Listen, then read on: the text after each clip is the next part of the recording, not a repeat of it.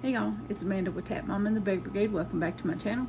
This is Mornings with Jesus, our daily devotional, and this one is for Thursday, July 20th. It starts with a Bible verse and goes as follows. Whoever belongs to God hears what God says. The reason you do not hear is that you do not belong to God. John 8:47. Now our inspirational story.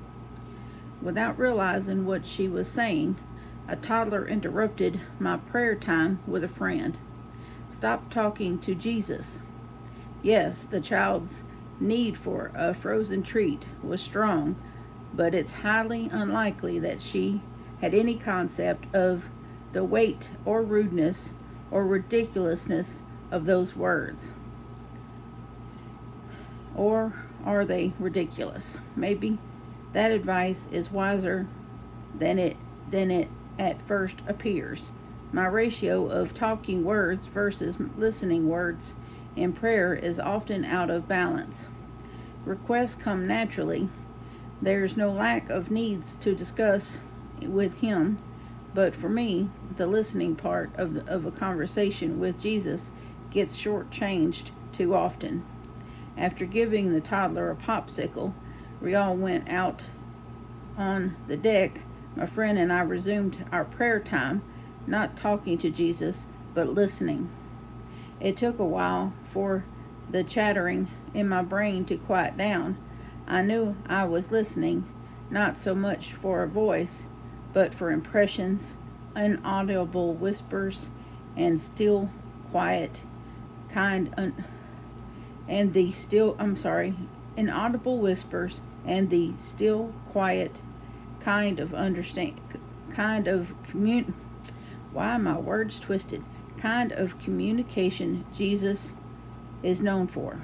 I heard a reminder as a thought formed in my mind of what a grace gift it is to be invited into the throne room of the King. That alone put me in awe and gave me something to ponder as I sat and listened to him. Stop talking to Jesus. Pretty good advice from a toddler. Cynthia Roxty. Faith step. Find a spot where listening won't be interrupted. Consider writing down the impressions you gained from the unmistakable voice of Jesus. Sometimes he comes to you when you're least expecting it. A couple of weeks ago, I was sleeping, and he woke me up with a name. It's probably strange, but there was a name that came to my mind, just like it almost screamed in my brain. This name, and it's a name on my prayer list, and a name that a subscriber family member had given me, and I didn't have direct contact with this person that this name was shouted in my brain. So I contacted the person who asked me to put that name on the prayer list and asked them to check on that person, because it was the message was loud and clear.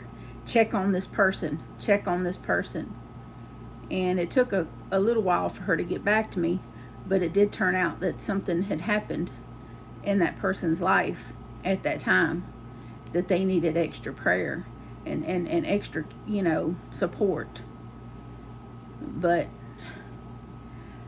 I guess through these devotionals that I have